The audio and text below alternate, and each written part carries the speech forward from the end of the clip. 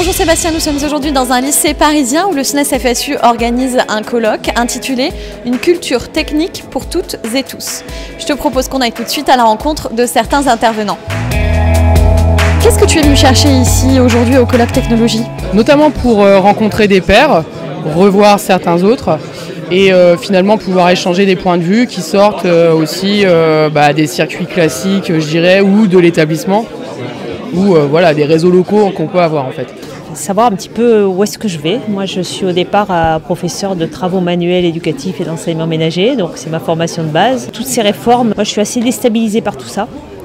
J'ai l'impression que chaque fois j'essaie de me raccrocher et que je ne suis jamais au point. Et surtout, je m'interroge beaucoup, donc je souhaitais poursuivre une réflexion qui avait déjà été entamée il y a quelques années au cours d'un autre colloque. C'est enrichissant sur le contenu qui est apporté par les personnes qui ont un recul par rapport aux enseignants de terrain, je dirais. Et sur quoi as-tu prévu d'intervenir exactement? Sur l'importance des activités pratiques dans le cours de technologie et je vais intervenir sur comment essayer de faire un cours avec l'esprit Fab Lab.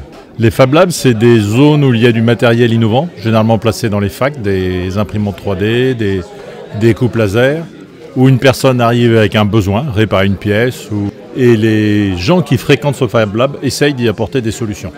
C'est beaucoup d'entraide, et une fois qu'on a été formé à une machine ou à une pratique, on doit former les autres. Ce qui est important, c'est qu'avec la liberté de parole qu'on peut avoir dans une réunion de ce type, organisée par des syndicats et des associations professionnelles, on puisse discuter de questions qui ne sont pas si faciles à discuter, soit faute de temps entre collègues dans un établissement, soit à cause des problèmes hiérarchiques quand on aurait des questions ou des remarques désobligeantes pour la hiérarchie. Tu vois l'intérêt d'organiser ce type de journée et pourquoi? Ah bah oui, bien sûr. Déjà pour retrouver des gens qui sont un peu dans la même situation que moi.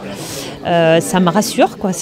On se sent moins seul quand on rencontre d'autres collègues qui se posent les mêmes questions. Est-ce que ça te semble important pour les professeurs de technologie spécifiquement de se retrouver entre eux? Étant donné ce qui s'est passé d'un point de vue institutionnel, c'est-à-dire en fait on est clairement en voie de disparition, de toute façon. Et puis on a aussi les horaires qui sont réduits, donc on a tendance à être de moins en moins plusieurs dans un même établissement. C'est pour ça que j'insiste sur la dimension, autant profiter des possibilités de se réunir, autrement que virtuellement aussi, comme un peu les listes de diffusion. Là d'ailleurs je rencontre des personnes avec lesquelles j'ai échangé par courriel, mais que finalement je n'avais jamais vu. Et donc ça permet de voir ce qui se passe ailleurs également, en dehors de l'Académie de Créteil.